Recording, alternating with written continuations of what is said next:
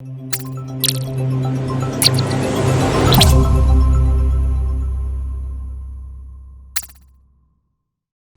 back. In this module, we're going to make an introduction to the main features of sole traders, one of the many types of for-profit organizations, also what we call commercial organizations. So I mentioned before that not all businesses aim to make a profit. However, in the case of for-profit organizations, their primary aim is to make a profit, and profit is being defined as total revenues minus total costs. So you see here, profit equals revenue minus cost. Revenues in this case is often called sales and is referring to all the income that a business receives within a specific period of time. On the other hand, total cost is talking about all the costs or expenses incurred by that business in the same period of time. Profit is how much money you've received minus how much money you're spending. Now, the concept of profit is a lot more complex, as we'll see in topic 3, which focuses on finance and accountings. But for now, let's go with the simple definition of profit. Starting with our sole traders. These are the smallest form of for-profit business. As the name implies, they are often a single person or a very small business entity. Examples of sole traders might include family businesses such as cafes, restaurants, flower shops, things of a small nature. However, sole traders can become larger and expand and even become a partnership or a company over time, which are usually larger in scale. And we'll look at these two different business entities. Most people starting their own business typically start with a very, very small amount of money and a very simple business structure. So facing these limitations, they often choose to start their operations small as sole traders, or sometimes called a sole proprietor. And there's a lot of reasons why people choose to become sole traders, which we mentioned in our previous chapters. And these range from being in complete control over what happens to their business and every decision to simply just seeing a gap in the market and wanting to respond quickly. Or maybe they have an idea to sell, starting a yoga class because they believe that yoga is healthy and a message to be spread. So the main features of a sole trader business include the following. Firstly, the sole trader owns and runs the business. Now, being a sole trader doesn't mean that you are the only person working in the business. Sole traders are allowed to employ other people. Otherwise, a sole trader cafe wouldn't be able to operate with waitresses or baristas or chefs. On top of that, they can even empower other people to make some of the decisions, such as having a daytime manager. But the sole trader themselves, in legal terms, is ultimately responsible for making all the management decisions in the business. And they have the ultimate responsibility over anything that happens to the business. Whether an accident happens or the business gets sued, the sole trader has to deal with that responsibility themselves. This links in with the idea that there is no legal distinction between the business and the sole trader. What that means is that the sole trader is the business and thus liable or responsible for everything that happens to the business, such as all the debts that the business incurs or other claims, such as having to personally deal with the outcome of a lawsuit. In other words, sole traders have what we call unlimited liability. A third point is that the finance is usually limited. What finance is referring to is the money that the business has available for use. Now, typically, these sources of money can come from personal savings of the sole trader or from other sources, such as a loan from a family or friends or even from a bank.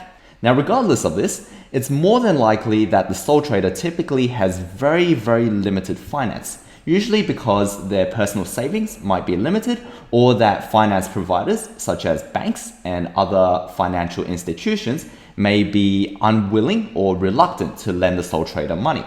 And this is typically because the failure rate for startup businesses is particularly high, and up to 80% within the first 2 years in some countries and sectors have failing businesses.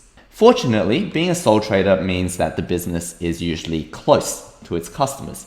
A sole trader running a small business like a cafe or a yoga place are likely to have regular interactions with returning customers. Sometimes we use the phrase supporting local businesses.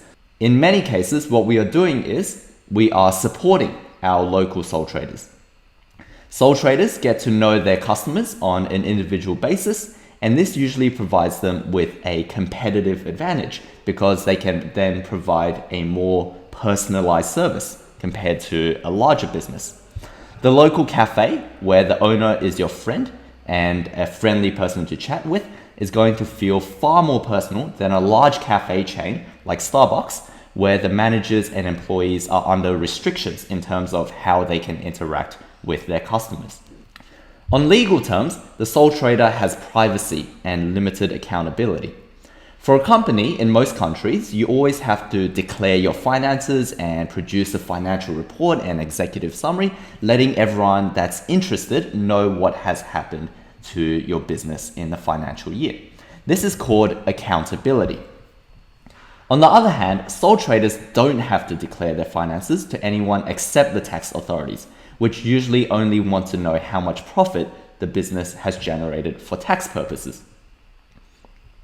Sometimes as well, sole traders may also enter a financial contract and lenders may need to see financial statements. But beyond these scenarios, sole traders generally have a high degree of privacy and have no need to declare the business activities to the public, which is vastly different to a mega corporation such as Alphabet, the owner of Google, who have to declare what they've done with the business and how they manage their finances to all stakeholders and the public.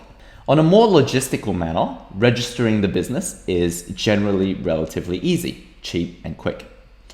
Now, these laws will vary from country to country, but the general rule is that for most countries, the process of starting up and operating as a sole trader is far simpler than any other for-profit organization type, especially compared to a company. Sole traders will have far less legal paperwork to fill out and file. On top of that, compared to a partnership where other business owners may be involved, sole traders are able to make all decisions by themselves. And so they don't have to spend time discussing and building a consensus or agreement towards a particular business decision. It saves a lot of time. And so just a quick summary of the advantages of being a sole trader, some of which we have already described before.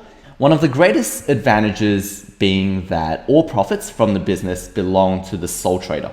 So as there's no legal distinction between the owner and the business, the owner gets to keep all the profit that the business makes. And so every profit the business makes is an individual profit that the business owner makes.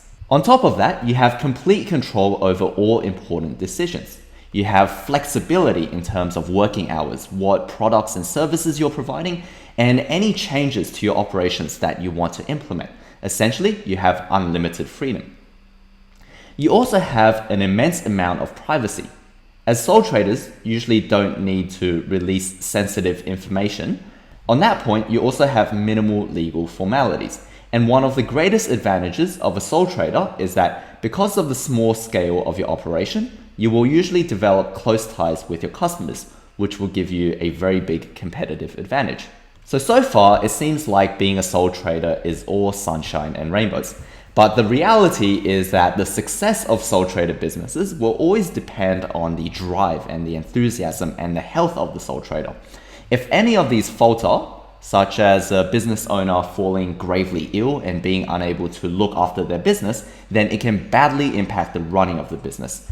In this very competitive market, the truth is that sole traders have a number of disadvantages, which could include the fact that you're competing against established businesses all by yourself. And that's a very, very daunting challenge. And usually you will be unable to outcompete larger businesses at the start.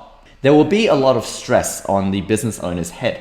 And if the sole trader is being forced to make all the decisions, often with limited time to make them and with limited opportunity to seek advice from other people, then it's likely that the business could be potentially ineffective and fail. I mentioned before that there will be a lack of continuity in the event of a serious accident, or if the owner dies or is gravely injured, the business itself may not be able to continue. So that is lack of continuity. If a sole trader gets too caught up spending all their time on the day-to-day running of the business, there's the possibility that they lose focus on their long-term vision. And in this case, there becomes a limited scope for the business to expand or grow because they are too caught up in the day-to-day. We mentioned before that generally sole traders will have limited capital, limited finance, or in other words, limited money, which will also create a burden on the business, especially if the focus of the business becomes just trying to have sufficient cash income in the day-to-day operations.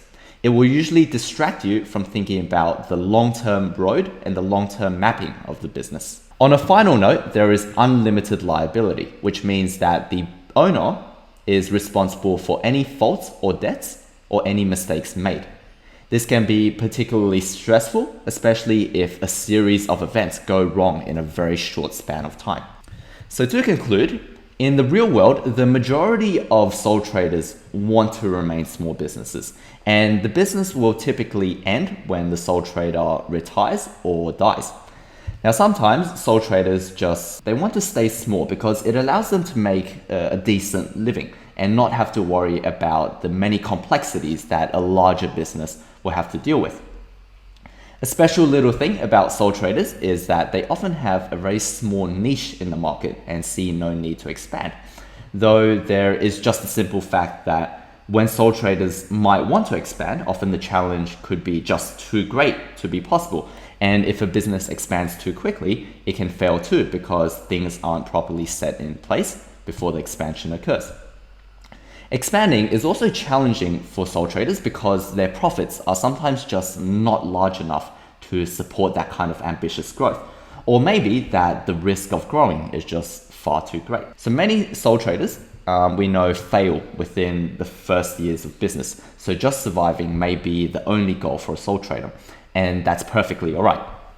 So that concludes this module on sole traders. See you all soon in the next module on partnerships.